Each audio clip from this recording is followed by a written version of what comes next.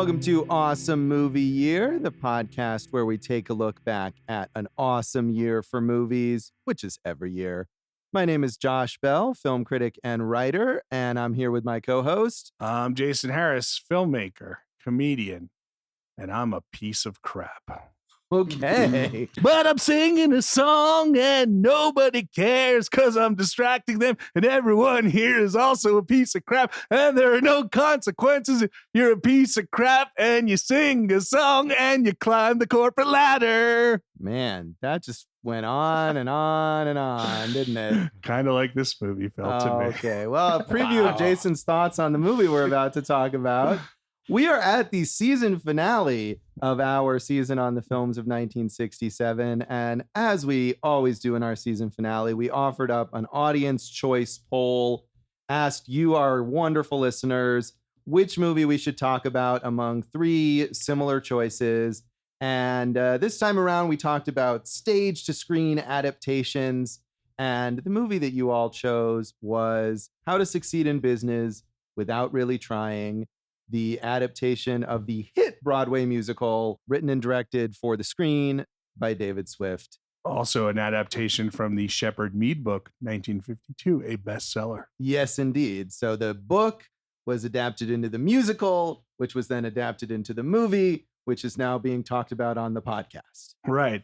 And of course, there have been revivals of this as well. So yes, and maybe someone will revive our podcast. Someone should. So, or Dave's dead dog that's watching. Oh this. Man, we didn't need to get that in there. Josh, the other choice. So, stage to screen, we had this. We had Barefoot in the Park, and we had the turn of the taming of the shrew, not the turn of the screw. Yeah, and I think Dave infected me by getting confused. No, the taming of the shrew. The Shakespeare adaptation, of course, with Elizabeth Taylor and Richard Burton. Yes, I've seen that. I have not seen Barefoot in the Park, but it's Redford and Neil Simon. So yeah, it's gonna be a fun movie, right? Hopefully, we talked about Neil Simon in our 1977 season when we talked about The Goodbye Girl. So my point is, what happened, audience? You guys are usually so good. What did you do to us this time? Why? And this was a clear winner. We don't get a huge number of votes, but amongst the votes that we got, this was definitely the obvious front runner. It was not as close as it's been in the past. I'm disappointed in you guys and gals. All right, I expect more from you. I did not like this Jason film, definitely, clearly did not like this movie. Coming out swinging. Yeah. Wow. Okay. And it's interesting that I think we were putting together this poll and we had discussed a few other ideas for this. And my sort of argument in favor of these choices was we want to give people movies that they're familiar with that are popular. But this movie actually was not popular when it came out, which was extra strange because the play had been a massive hit. Yeah, you've defeated your own argument. You're like a snake that eats its own head or ass. Okay. You're an ass-eating snake. Man.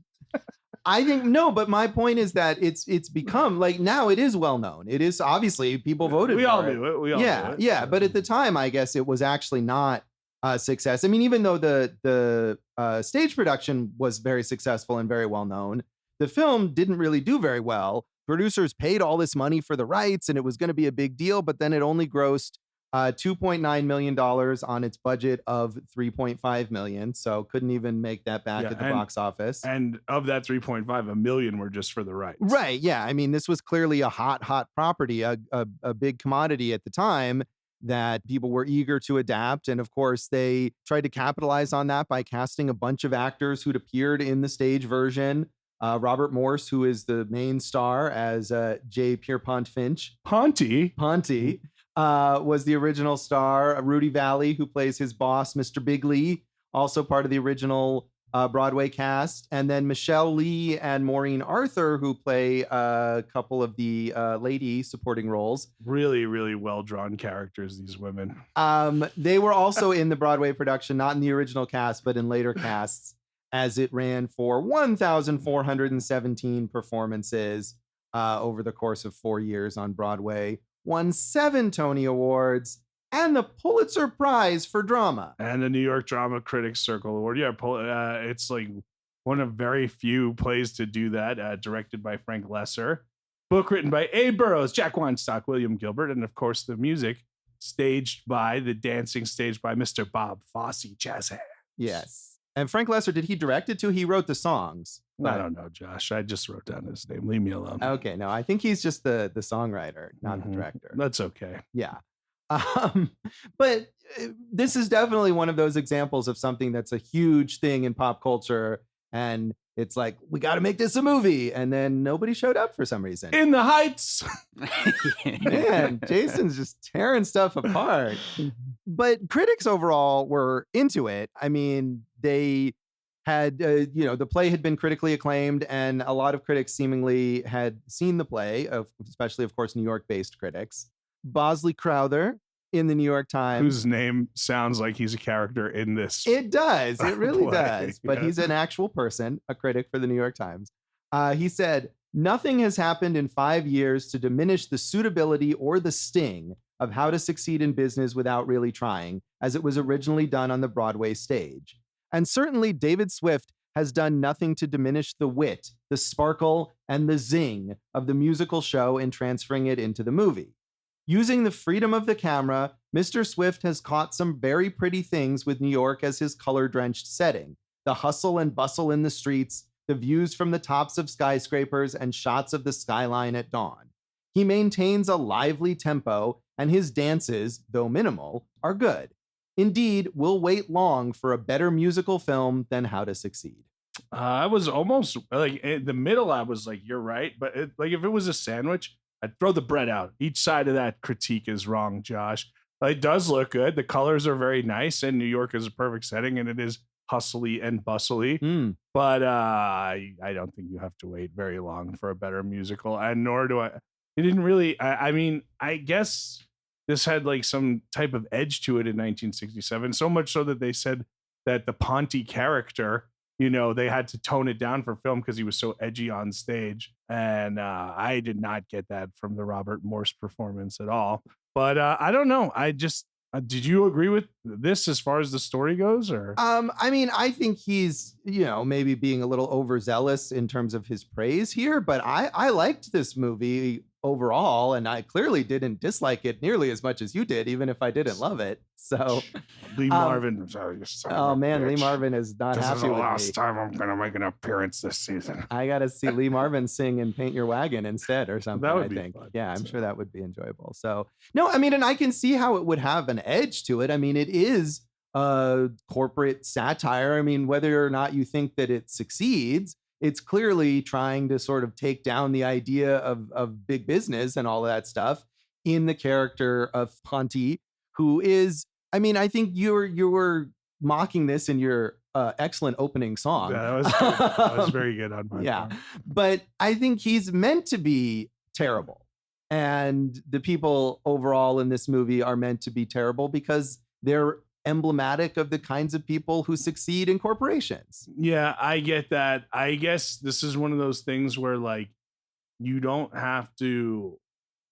It's weird because like they're always like, well, who do you like in this movie? And I'm like, you don't have to like anyone, but there has to be something that you're rooting for. And I didn't root for anyone in this movie. Yeah, I mean, I don't know about that even. I think you want to be interested in what the characters will do. Okay, that then there you go. I was not engaged by that. Right. No, and that's fair. But I do think the point here, and I don't know, I haven't seen the stage production. I don't know what edge Ponty has in that they tone down here.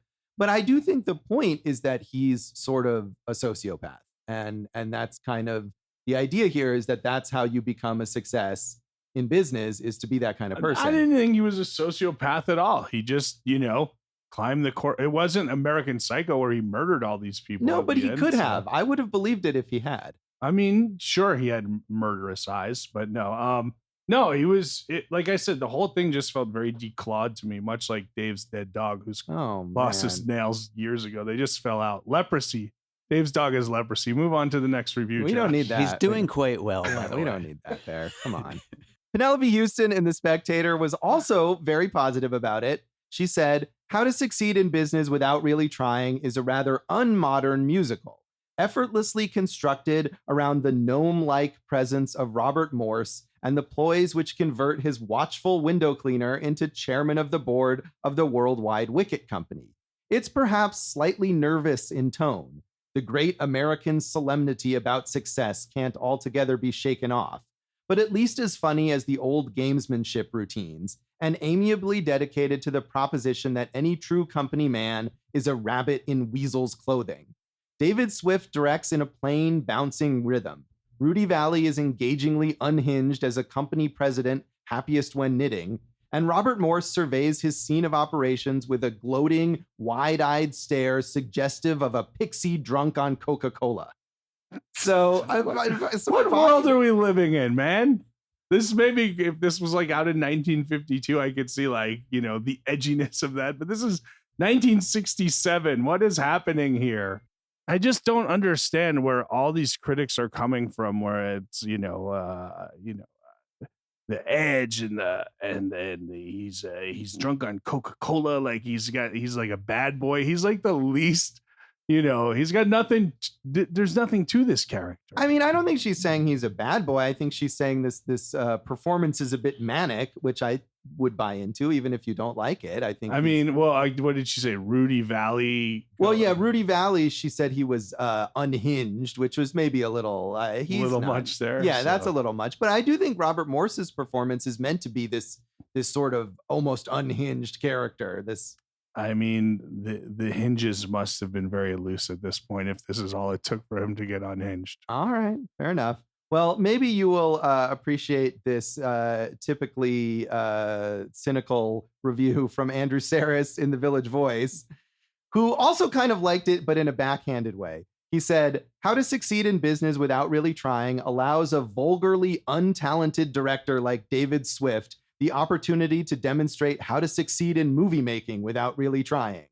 Actually, if Swift had tried any harder to, quote, cinematize this Broadway hit, he would have ruined everything. How many shots of the New York skyline can we take this side of Andy Warhol's empire?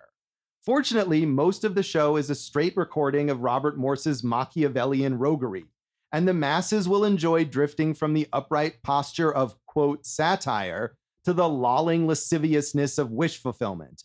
Another moral film for the entire family."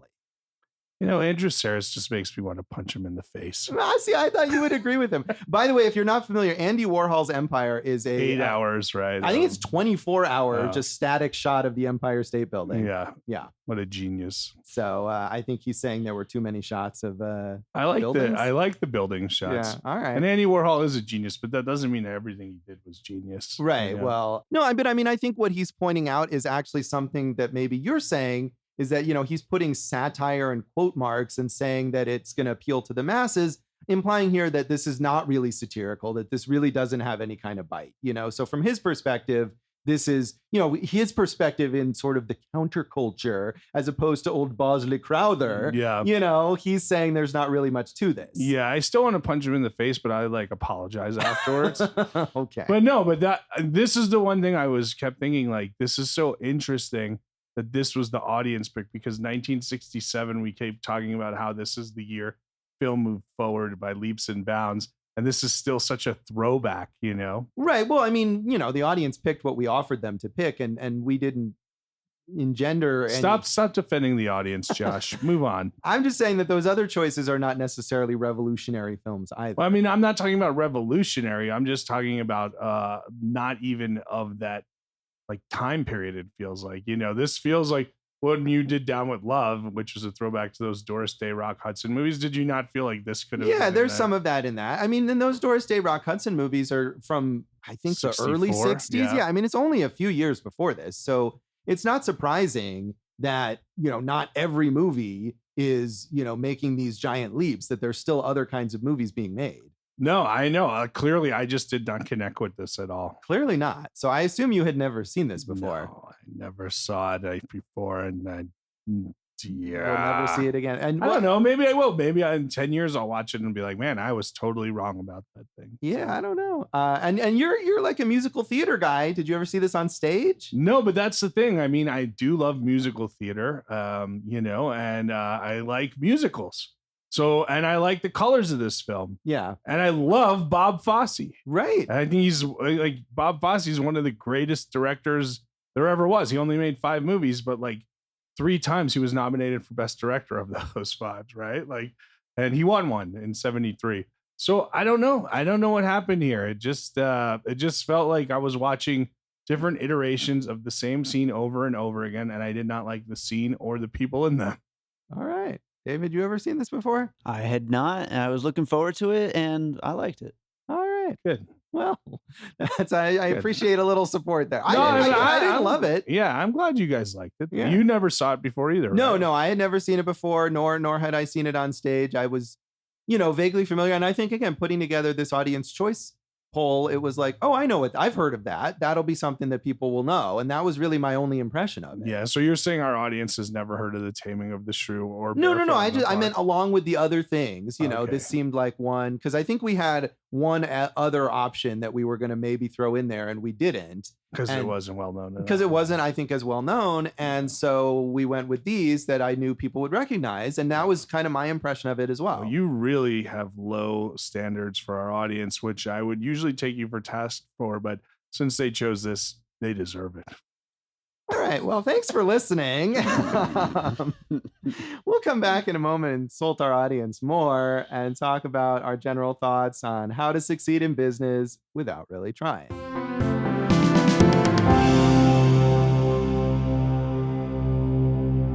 Welcome back to Awesome Movie Year. In this season finale of our season on the films of 1967, we're talking about our audience choice poll winner, the musical extravaganza, How to Succeed in Business Without Really Trying. And Jason, you hated this and you hate our listeners. Explain. I don't hate the listeners, guys. I'll give you all a hug. I just don't like this movie. And yes, I'm my biting satire is on you today. My vicious claws of language and humor.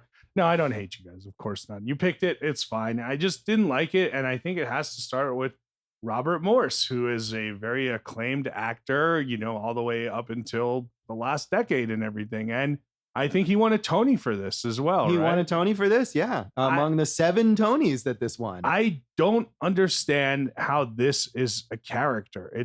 There's nothing real. And let me first say, it's a musical. There's a heightened world. I get that. But nothing felt like a choice that I would want any human being to make, not just in the writing, but in the performance. And I don't know. It was just like a cartoon man in a world. And it's fine if your main character is a little wacky and wild, but there was nothing against it to ground it. So I was just for 2 hours, I'm watching this guy and he's a piece of crap as a human being. You have to admit the character. Right. No, sucks, and I right? think I think that's on purpose. Right. But no one ever takes him to task for being a piece of crap. Because they're all also pieces of crap. Right. But so then maybe Rosemary's not a piece of crap? Maybe Rosemary isn't. And I think Rosemary, who is his love interest, and I think that's the weakest part of the movie, is that it tries to have it sort of both ways, in that these characters are terrible people, and yet it tries to have this sort of traditional romance to it. And she supports him no matter what. And there was nothing here that made me care about any of them, or feel like there was ever going to be any consequences for anybody that we were supposed to care about. Like I said, I like the colors. Obviously, some of the staging of the musicality is fun. Some of the songs are okay, but it lost me so fast. And I was just like, what, man, it was a struggle to get through for me. All right. Well, I don't disagree with everything you're saying. Again, I think the love story here is weak. And I know one of the things they did in moving this from stage to screen, they always end up having to pare these musicals down because they're always really long and there's no intermission in the movie. And they cut all of Rosemary's songs. Yeah. And so maybe there's more to her in a stage version where she gets to have some solo numbers. And here it just felt like this sort of obligation, we have to have a love story because that's what you have in a musical. And it doesn't work because your main character is, as you say, essentially a cartoon. And this movie, I feel like the way to look at this movie is as a sort of live action cartoon. Robert Morse, to me, like Space Jam, much like Space Jam. Not that kind of cartoon, but like a political cartoon or something, a satirical cartoon. It's not for kids. That's not what I mean.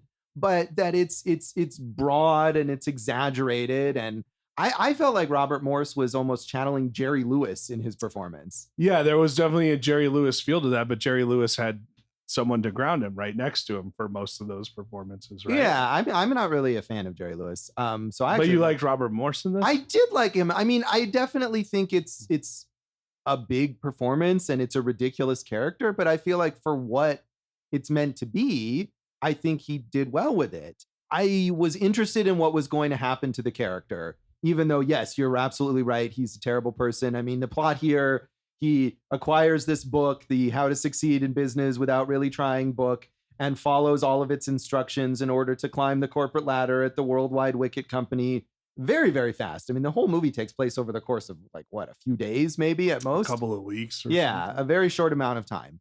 I mean, he starts as a window washer and then literally walks inside the window and takes off his jumpsuit and applies for a job in the mailroom. And he's a junior executive by later that day or the next day or something.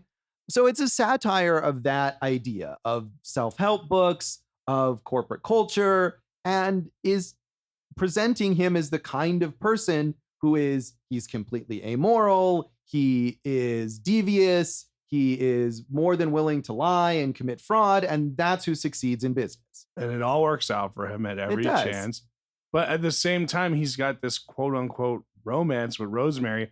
And as advanced and methodical as he is with the business side, he seems to not understand like anything about what dating is at all, right? And like, it's just like, what kind of idiot savant is this guy? You know, like, I just didn't buy any of that. And I mean, you know, he's got this nemesis of sorts who is, you know, Anthony Teague, who played Bud Frump, yes, who is the nephew of the boss, the president, Mr. Bigley. And I mean, Morse and Teague must have had a conversation, was like, I could eat more scenery than you. Like, none of these performances felt like they were anywhere except to like, you know, spotlight to me, right? I mean, did this Bud Frump character give you any type of antagonistic feel that he was ever a threat to your protagonist here? Well, I mean, a little maybe, but I think part of the point there is that Bud Frump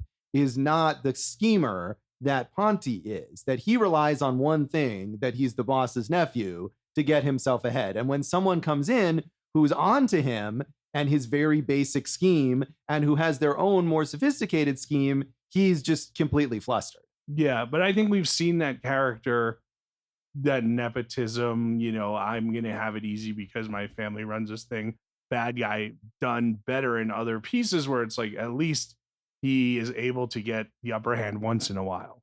Yeah, no, maybe so. I mean, there is the sort of sequence towards the end where he tricks Ponty into presenting this advertising scheme that he knows the boss will hate. And he, you know, appears to have gotten the upper hand. And then Ponty manages to turn it around, even by using the idea that Bud has given him. Yeah. But you're right. He's sort of a toothless nemesis. But also, again, as you said, this isn't American Psycho. I mean, this is a bright, colorful, silly musical. Sure. But with that, the performance here, if, you know, Morse was drunk on Coca-Cola, this guy was like drunk on apple juice or something like that. I mean, they're also bubbly and not like, have you ever met any human like any of the people in this? No, but again, I think that's the point. I don't think there's meant to, well, I mean, Rosemary has some naturalistic moments, but I don't think there's meant to be any naturalism in this film. Yeah. I guess if that's the case, you have to, you know, care about something. And I just didn't care about anything. Yeah. So. I mean, I definitely felt like it dragged, especially in the middle, as we kind of get the idea like, okay, this is what he's doing. And then he still has to kind of take all the steps to move up the ladder. And I did feel like the romance was completely useless.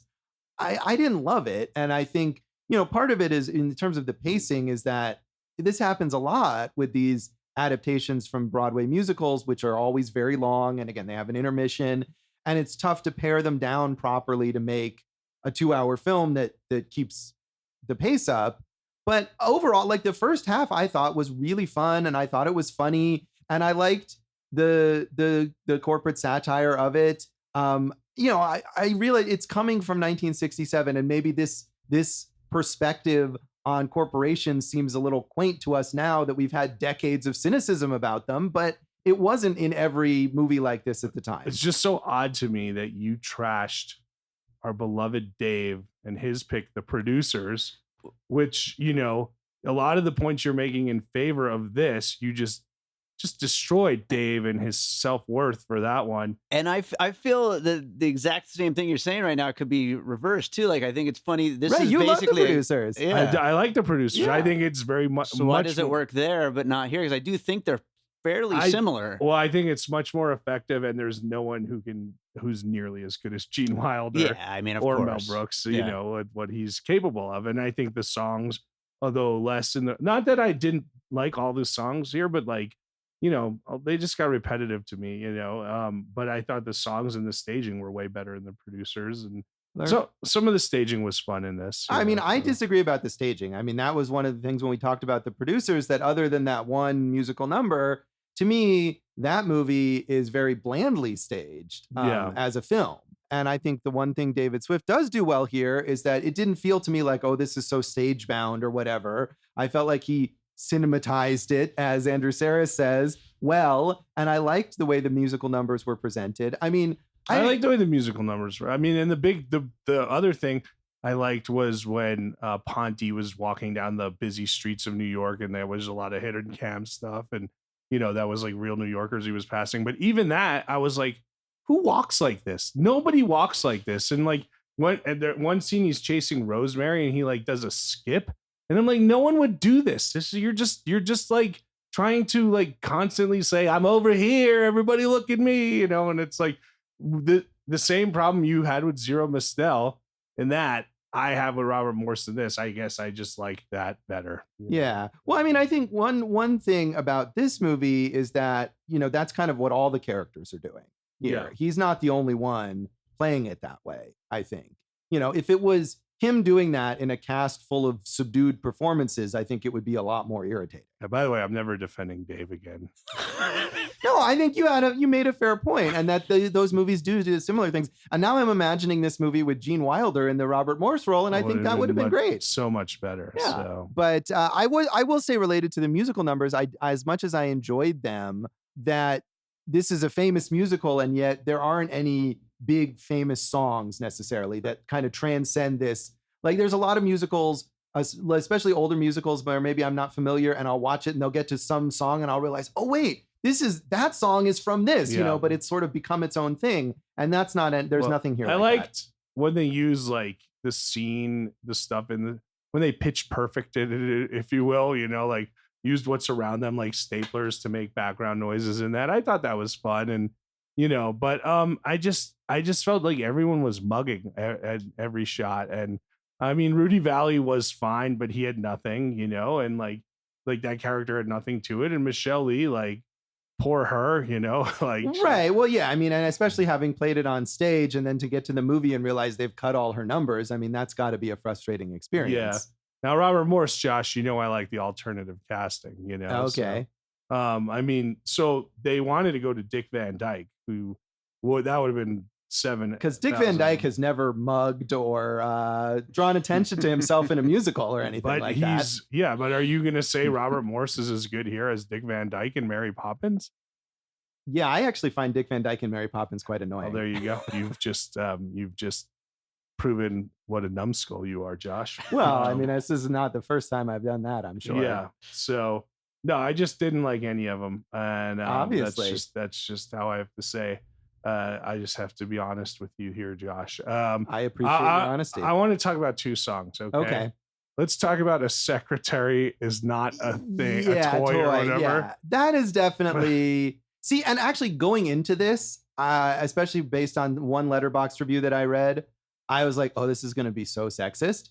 And weirdly, overall, the movie was less sexist than I expected, and even had a few moments where the female characters kind of stand up for themselves, or they satirize the corporate culture of, you know, sort of sexual harassment before that was a thing. But yeah, that whole Secretary Is Not a Toy number is not really a satire of sexism. It straight up is sexism, and in fact was removed in the revivals of the play. Interesting that they did remove it. So. I think, yeah. Or No. So good. Wait, no, I take that back. I think there's another sexist song that isn't in the movie but was in the play. that comes later that was removed in the stage version. It must have been real bad. Yeah, it's a song. I'm trying to remember. I was reading this where the other secretaries are singing to Rosemary about how lucky she is that she'll be able to marry an executive and become his housewife. Oh. So yeah, that's not in the movie, but I think that was replaced in the later stage versions. I could go for that goal. If you've been an executive for me, and I could just. I mean, housewives do a lot of work. Let's be honest. They do. I would more be like a houseboy, and I would just watch the house while my wife went and executived all day. How about the last number, Josh, where like everyone is like, hey, Ponte, you screwed up and you're horrible and this whole company is horrible. And then everyone's horrible. And then he's like, yes, but we're in a fraternity of men. And then like the chairman of the board is like, yeah, we're in a fraternity of men. You know what? Everything works out for everybody. I was like, this is the least effective argument to get us from we just dug ourselves a huge hole of shit that we're in to like now everything's fine. Well, I mean, again, I think the point is that Ponte is able to distract them with a bunch of platitudes that mean nothing.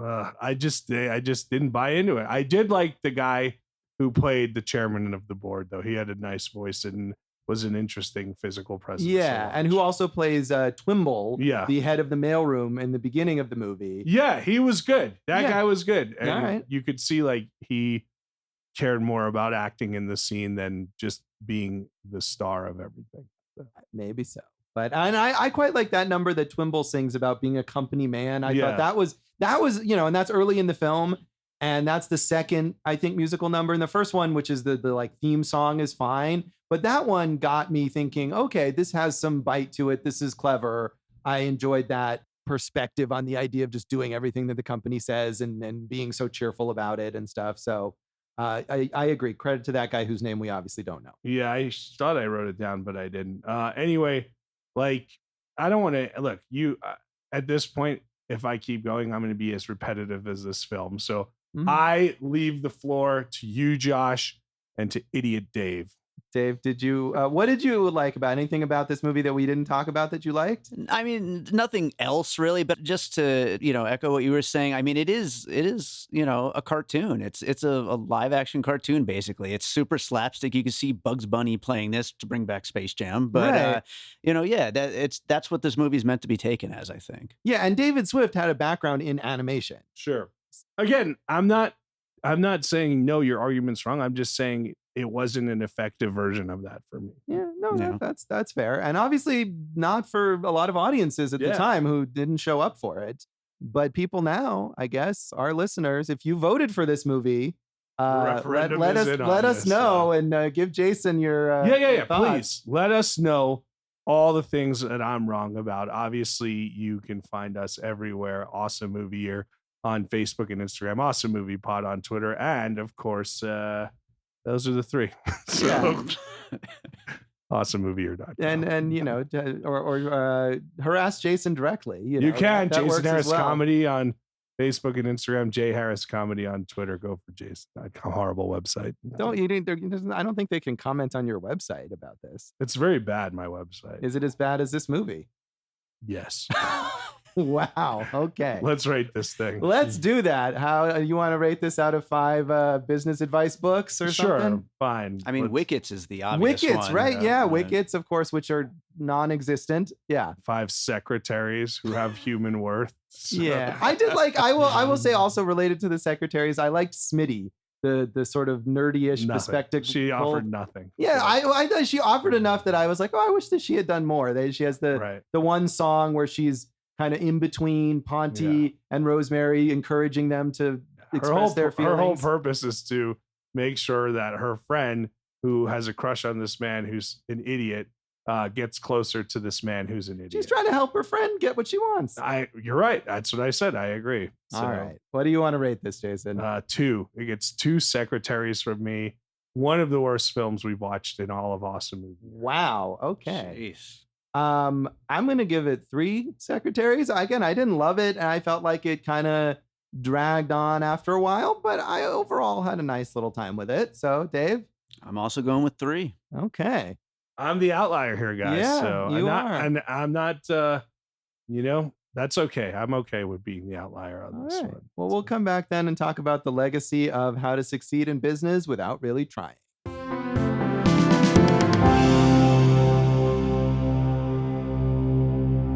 Welcome back to Awesome Movie Year. In this finale of our season on the films of 1967, we've been talking about the Audience Choice Poll winner, How to Succeed in Business Without Really Trying. And while this movie wasn't much of a success, the play had been such a huge success that the movie didn't really represent any sort of like stumbling block there. The play was revived multiple times after its original run with a lot of big names in it. Yeah, and if we had combined the big names over the years into this, maybe I would have liked the movie. Yeah. What is your dream cast of people? So it was in 1995, originally with Matthew Broderick as Ponty and Megan Mullally as Rosemary. Yeah. And then later John Stamos took over as Ponty, and Sarah Jessica Parker took over as Rosemary.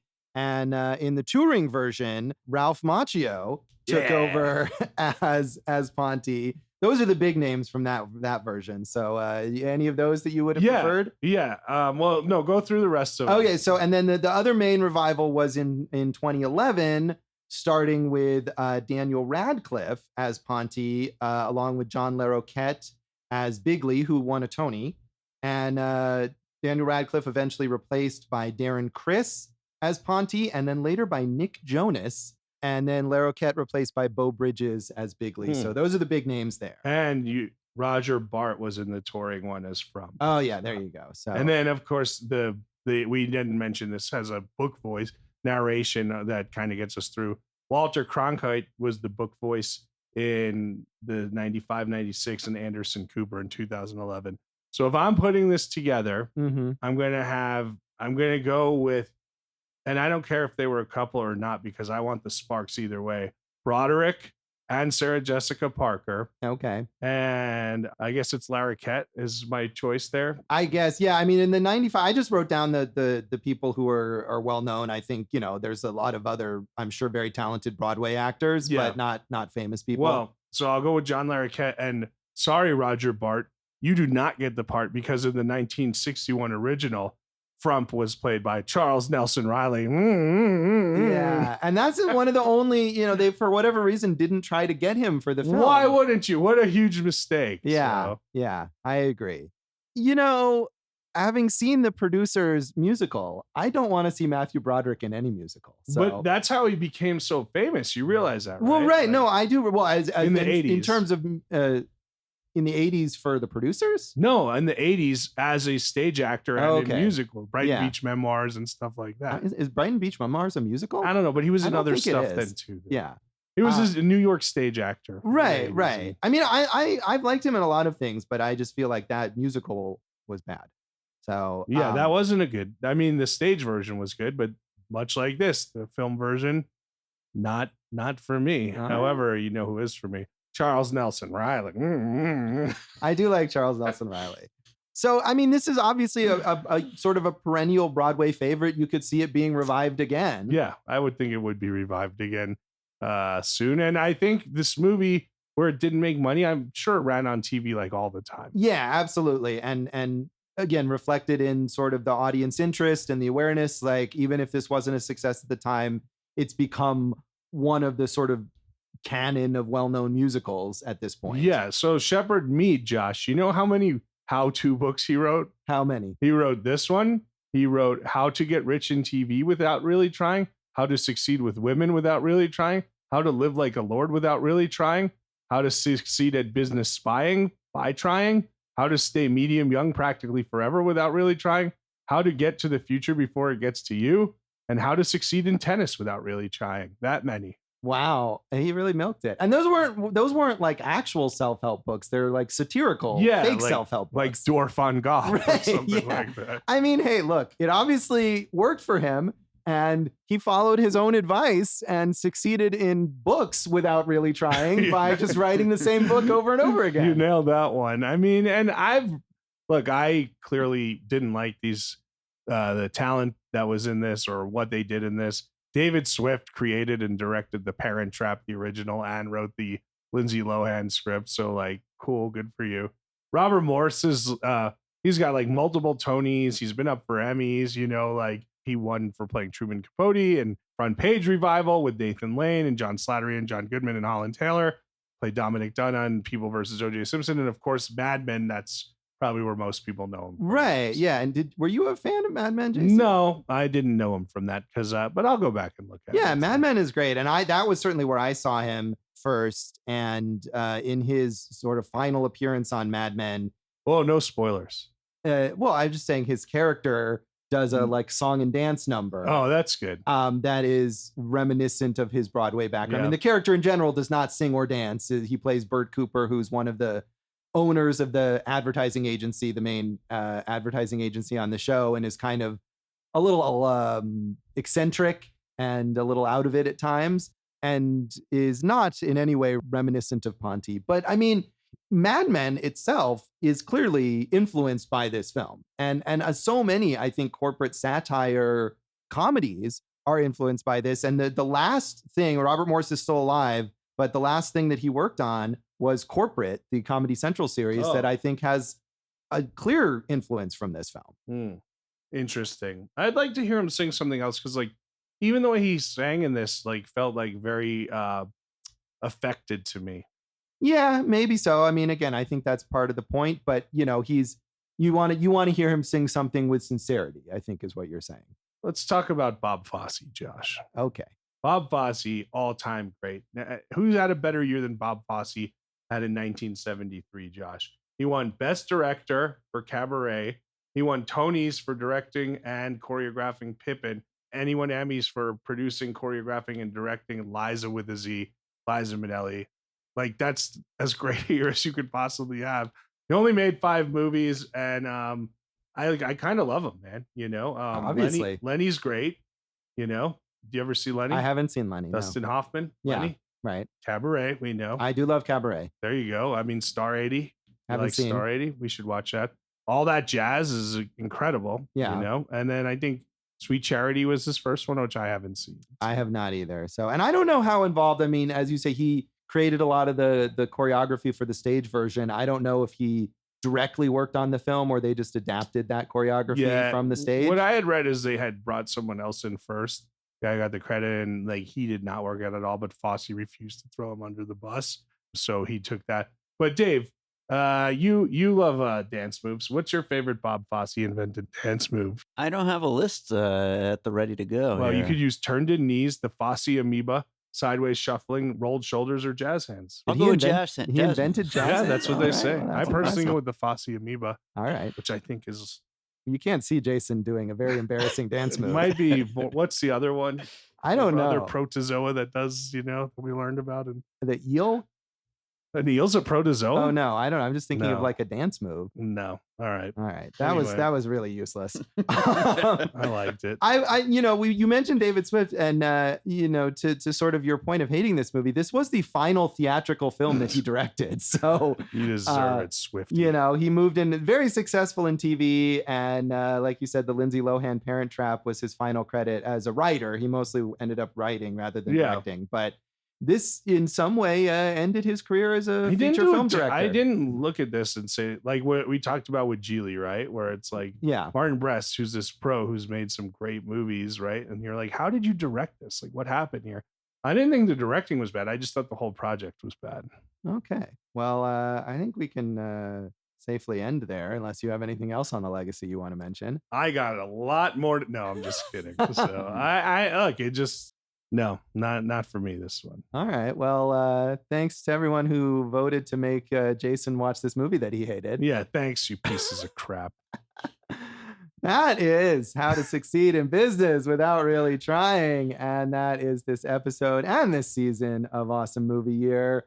We've said it already, but you can say it again. Check us Yeah. out on social media. You should do that and tell me what an idiot I am for not liking this movie. Jason Harris Comedy, Facebook and Instagram. J Harris Comedy on Twitter. Go for jason.com. Screw that website. We're at awesomemovieyear.com, about section, RSS feed. Awesome Movie Year on Facebook and Instagram. Awesome Movie Pod on Twitter. Let us know, man. Let us know where did I go wrong here, guys? Yeah, or if you voted for something else, let us know why that was a great one that we screwed up and didn't. But talk thank about. you for voting, even though you absolutely. voted. We always appreciate everyone who voted, who takes an interest in what we talk about, and we hope you enjoyed it. And get vaccinated. Yeah. Okay. Sure. That too. You can check me out and tell me how right I was about this film at joshbellhateseverything.com, at Josh Bell Hates Everything on Facebook, and at Signal Bleed on Twitter, and listen to our producer David Rosen's awesome podcast, Piecing It Together. Check out Piecing It Together wherever you listen to podcasts, and follow us on social media at Piecing Pod. And the Popcorn and Puzzle Pieces Facebook group. Yes, where a bunch of people voted, and we always appreciate everybody telling us what they think of everything. Absolutely. So we got one more thing for the season. Jason, what do we have in our next We're going to episode? do our epilogue, which we do it every season. We wrap it up. We talk about the movies we did cover, didn't cover, and we preview our next season. Ooh. So tune in next time for our 1967 epilogue. And thanks for listening to Awesome Movie Year. Thank you for listening to Awesome Movie Year. Make sure to follow Awesome Movie Year on Facebook, at Awesome Movie Pod on Twitter, and at Awesome Movie Year on Instagram. And if you like the show, review us and rate us with 5 stars on Apple Podcasts.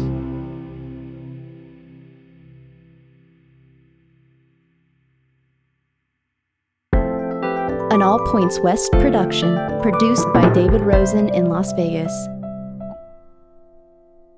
I feel like you today. Yeah, man, that's hard. The worst?